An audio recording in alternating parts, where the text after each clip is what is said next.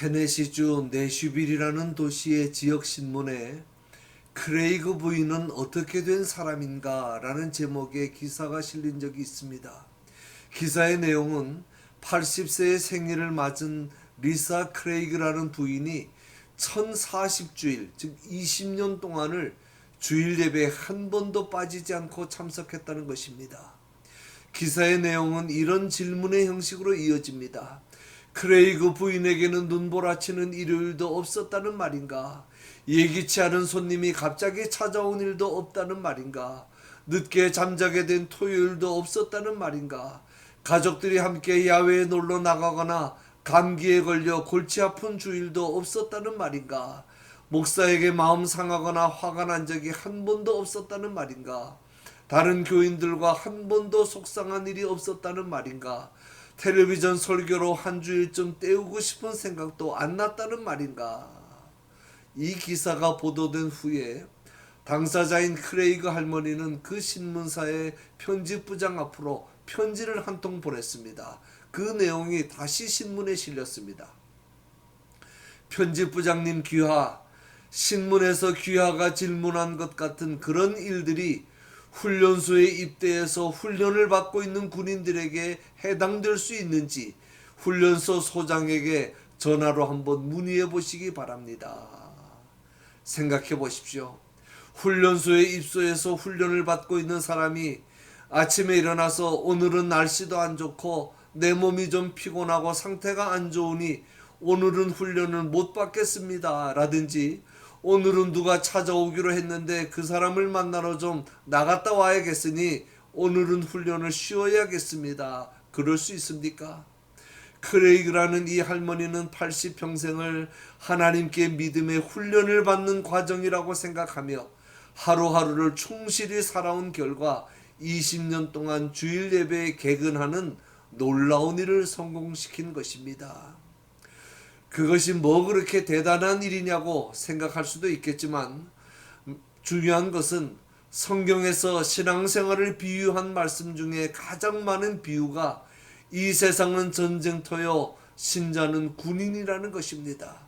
예수님은 내가 세상에 화평을 주러 온 줄로 생각하지 말라, 화평이 아니요 검을 주러 왔다고 말씀하셨고, 바울 사도는 하나님의 전신갑주를 취하라, 진리로 허리띠를 띠고 의의 호심경을 붙이고 평안의 복음이 준비한 것으로 신을 신고 믿음의 방패를 가지고 구원의 투구와 성령의 검 곧 하나님의 말씀을 가지라고 신자의 삶을 전쟁을 위해 완전 무장한 군인으로 비유한 것입니다. 특히 구약 성경에서는 광야 생활을 하는 이스라엘 백성들을 가리켜 하나님의 군대라고 부릅니다. 광야는 전쟁터이고 광야 생활은 전쟁 중이라는 말입니다. 요즘 신앙생활을 잘못 생각하는 사람들이 많습니다. 신앙생활은 마음 맞는 사람끼리 모여 교제하는 취미생활이나 스트레스를 풀기 위한 여가 활동이 아니고 포탄이 날아오고 총알이 빗발치는 전장의 긴박한 위기 속에서 목숨을 걸고 싸우는 전투와 같은 것입니다. 그러나 우리는 세상의 그 무엇을 얻기 위한 세상 군인이 아닙니다. 세상 군대는 땅을 빼앗고 권력을 빼앗고 물질을 빼앗기 위해 싸웁니다. 그러나 우리가 싸우고 정복해야 할 적은 나 자신의 각종 욕심과 죄와 불의와 비진리와 사탄의 세력입니다.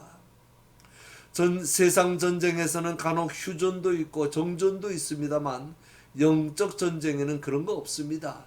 이기느냐 지느냐 죽느냐 사느냐 둘 중에 하나입니다.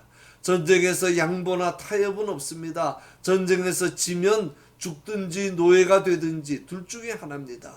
육신의 정욕과의 싸움에서 지면 정욕의 노예로 평생을 살아가게 됩니다. 비진리나 사탄과의 싸움에서도 지면 평생을 사탄의 노예로 끌려다니며 실컷 이용만 당하다가 사탄과 함께 망하게 됩니다. 이러한 위기와 긴박한 상황 속에서 살아가는 것이 바로 신자의 삶이고 신앙생활이라고 하는 것입니다. 우리는 이 전쟁에서 반드시 이겨야 합니다. 승자에게만 영원한 구원의 영광과 축복이 있기 때문입니다. 본문에서 사도 바울은 우리가 좋은 군사가 되어야 한다고 말씀합니다. 좋은 군사는 강하고 충성된 군사를 가리킵니다. 어떤 군사가 강하고 충성된 좋은 군사입니까? 강하고 충성된 군사는 먼저 그리스도와 함께 고난을 받는 군사라고 말씀합니다. 내가 그리스도 예수의 좋은 군사로 나와 함께 고난을 받으라.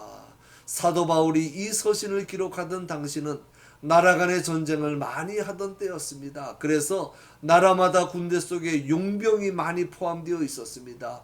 용병은 전쟁을 하기 위해 다른 나라에서 돈을 주고 사오는 군인들입니다. 그런데 자국 군인과 돈을 주고 사온 용병 간에는 큰 차이점이 있습니다. 자국 군인은 자기 나라를 지키는 일이니까 목숨을 걸고 싸웁니다. 그런데 용병은 그렇지 않습니다. 목숨 걸고 싸우지 않습니다. 여차하면 후퇴할 준비부터 합니다. 어렵고 위험한 전투에는 참가하지 않습니다. 왜냐하면 내 나라 일, 내 일이 아니기 때문입니다. 그런 사람은 고난을 자처하지 않습니다. 될 수 있으면 피하려고 합니다. 싸우는 신용만 합니다. 신자도 마찬가지입니다. 자국 군인처럼 신앙생활하는 사람이 있고 용병처럼 신앙생활하는 사람이 있습니다. 그리스도 예수를 위해 고난을 자처하며 어떤 경우에도 목숨을 걸고 충성하는 신자가 있고, 가능하면 고난의 자리는 피하면서 충성하는 신용만 하는 신자가 있습니다.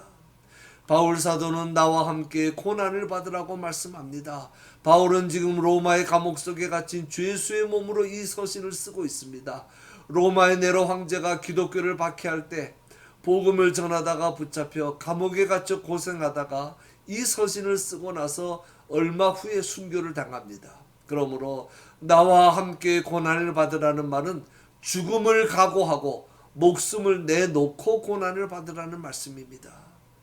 또 좋은 군사가 되기 위해서는 자기 생활에 얽매이지 말아야 합니다. 군사로 다니는 자는 자기 생활에 얽매이는 자가 하나도 없다고 말씀합니다. 생활이라는 말은 일이나 직업이나 사업 같은 일상적인 삶이나 세상적인 일들을 가리킵니다. 그리고 얽매인다는 말은 꽉 붙잡힌다, 엉켜있다, 휩쓸린다는 뜻입니다. 군사는 한 번 모집되면 전쟁이 끝날 때까지 자기 개인의 몸이 아니고 군사로 모집한 군대 또는 나라의 몸입니다. 그러므로 자신에게 주어진 임무에 전심전력하기 위해서는 자기의 사적이고 세상적인 일에 붙잡히거나 휩쓸리지 말고 그런 것들을 과감히 포기해야만 합니다. 그렇지 않으면 좋은 군사가 될 수 없습니다. 생각해 보십시오. 전쟁터에 나간 사람이 허구한 날 앉아서 집 걱정이나 하고 있다면, 식구들 걱정이나 하고 있다면 어떻게 되겠습니까? 좋은 군사는커녕 기본적인 군인의 책무도 제대로 감당할 수가 없을 것입니다. 좋은 군사가 이렇게 사사로운 자기 생활에 얽매이지 않는 이유는 그래야만 자신을 군사로 모집한 분을 기쁘게 할 수 있기 때문이라는 것입니다. 모집했다는 말의 원문의 뜻은 선택했다는 뜻입니다. 우리는 예수님의 택함을 받고 부름받은 예수님의 군사입니다. 따라서 우리는 예수님만을 기쁘시게 하는 삶을 살아야 합니다.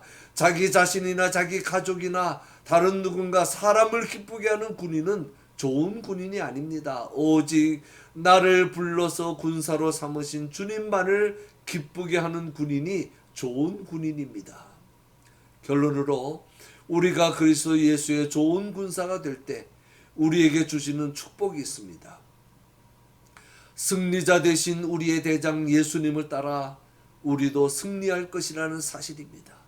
예수님께서 십자가를 지시기 전날 밤 제자들에게 말씀하셨습니다. 세상에서는 너희가 환난을 당하나 담대하라.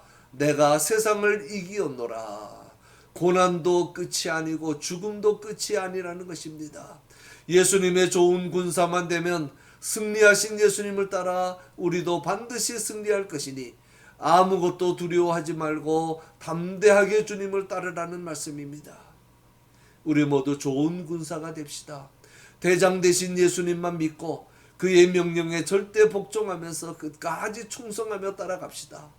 주님의 군사된 나의 신분과 사명과 본문과 책임을 잊지 맙시다. 그리함으로 이 모든 일에 우리를 사랑하시는 이로 말미암아 우리가 넉넉히 이기느니라고 하신 약속의 말씀 따라 한 사람의 낙오자나 패배자 없이 우리 모두 승리자가 될 수 있기를 간절히 소원합니다.